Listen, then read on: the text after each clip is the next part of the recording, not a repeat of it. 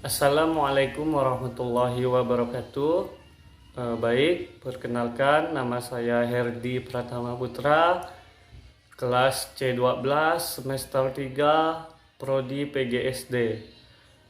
Di sini saya akan memaparkan artikel yang saya tulis dengan judul Pengaruh Pandemi COVID-19 dalam Dunia Pendidikan.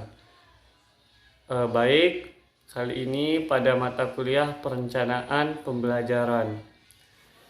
Saya akan memulai dengan materi itu kondisi terkini saat ini seluruh dunia sedang dilanda penyakit COVID-19.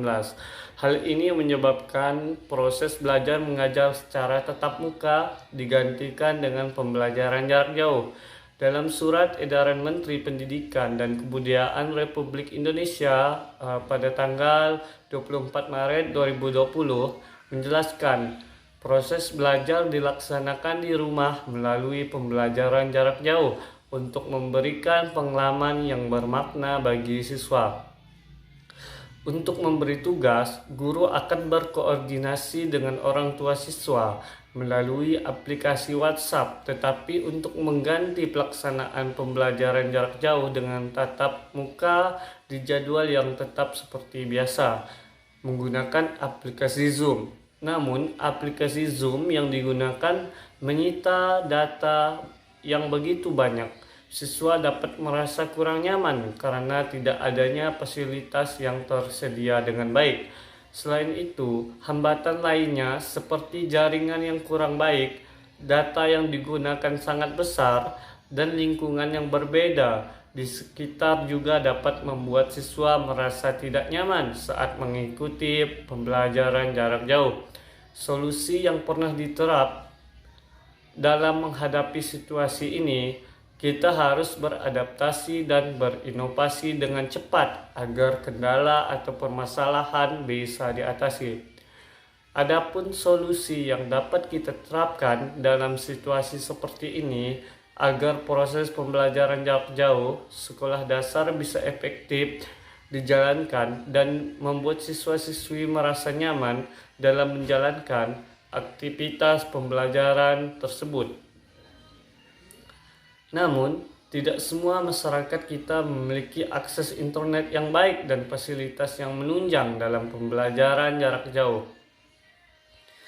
Maka dari itu, jika kita mempunyai kesempatan untuk mengubah situasi ini, kami akan melakukan berbagai hal yang bisa berguna bagi lingkungan dan berbagai kalangan yang membutuhkan.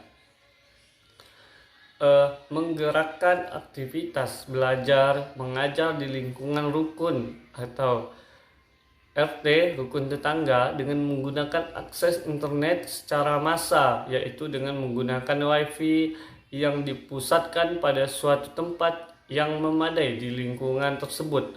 Lalu dibutuhkan kontribusi yang baik antara masyarakat, pemuda, dan pemilik kebijakan di daerah setempat. Dengan adanya kontribusi dari Karang Taruna atau pemuda yang menempuh pendidikan lebih tinggi dari sekolah dasar dapat mengajarkan materi pembelajaran kepada anak sekolah dasar.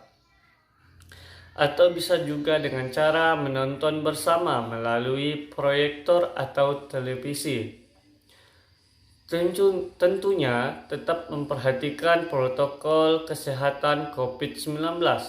Lalu, dari manakah biaya untuk membayar WiFi tersebut?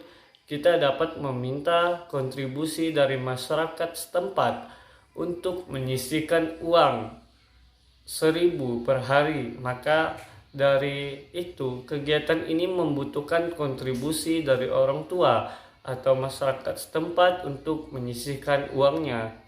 Setiap bulan akan dilakukan penarikan biaya untuk membayar akses internet tersebut. Biasanya setiap rukun tetangga memiliki 30-50 kartu keluarga atau KK. Rinciannya sebagai berikut, berarti satu KK berkontribusi 30.000 per bulan, dikali 30 dikurang 50 KK.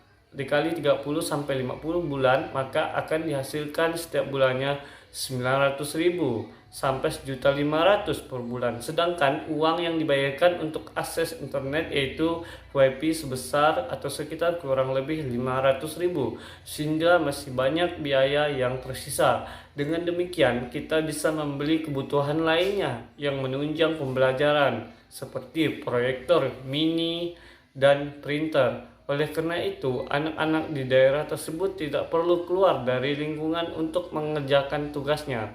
Namun, jika siswa-siswi malas untuk belajar dengan bantuan Karang Taruna atau pemuda setempat, disinilah peran orang tua sangat dibutuhkan.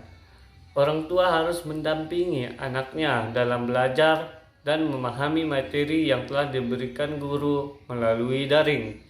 Ataupun orang tua bisa memerintahkan anak untuk menonton tayangan edukasi. Pada masa sekarang ini banyak sekali tayangan yang mengedukasi. Salah satunya saluran TVRI. Pemerintah telah merancang bahwa saluran TVRI bisa digunakan sebagai saluran TV yang dapat membantu pembelajaran jarak jauh. Dari kolaborasi masyarakat, ketua RT, dan pemuda setempat, proses pembelajaran jarak jauh ini bisa menjadi lebih efektif dan lebih mudah dilakukan. Peran kami sebagai mahasiswa atau pemuda di daerah bisa menjadi pelopor pendidikan yang mampu menggerakkan perubahan yang berguna di suatu daerah tersebut.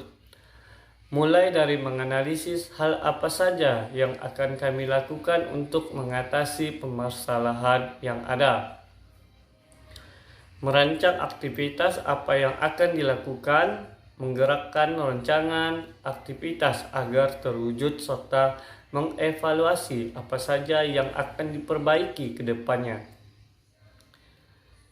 Dalam gagasan, kami mengajak seluruh kalangan di lingkungan RT berperan dalam berjalannya proses pembelajaran jarak jauh, memberikan panduan, informasi, dan mempermudah orang tua ataupun siswa-siswi sekolah dasar dalam menerima pembelajaran jarak jauh yang ditempuh. Mempermudah siswa-siswi sekolah dasar mendapatkan akses internet, membantu orang tua dalam memahami pembelajaran jarak jauh dengan dibantu oleh Karang Taruna atau pemuda setempat. Adapun pihak-pihak terkait, yaitu siswa SD sebagai peserta didik yang membutuhkan bimbingan pembelajaran daring. Ada juga guru SD sebagai pendidik yang mendampingi siswa SD melaksanakan pembelajaran di rumah. Dan juga orang tua siswa sebagai pendamping pemuda anggota Karang Taruna setempat. Dan juga lapisan masyarakat ataupun ketua RT setempat, langkah-langkah strategis berkoordinasi dengan ketua RT untuk menggerakkan aktivitas belajar mengajar di daerah setempat dengan membutuhkan akses internet. Menggerakkan Karang Taruna atau pemuda setempat ikut serta berkontribusi dalam mengadakan kegiatan pembelajaran di lingkungan setempat. Mengajak seluruh kalangan untuk peduli terhadap pendidikan dengan saling menopang ataupun bantu-membantu ataupun bantuan bersama, mengajak orang tua berkontribusi untuk menyisihkan biaya Rp1.000 per hari untuk disumbangkan demi kelancaran proses belajar mengajar, dan juga bersama mewujudkan kegiatan pembelajaran jarak jauh sekolah dasar secara efektif.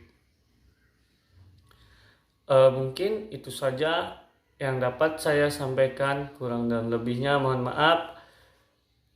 Wabillahi taufik wal hidayah. Assalamualaikum warahmatullahi wabarakatuh. Selamat siang dan salam sejahtera untuk kita semua.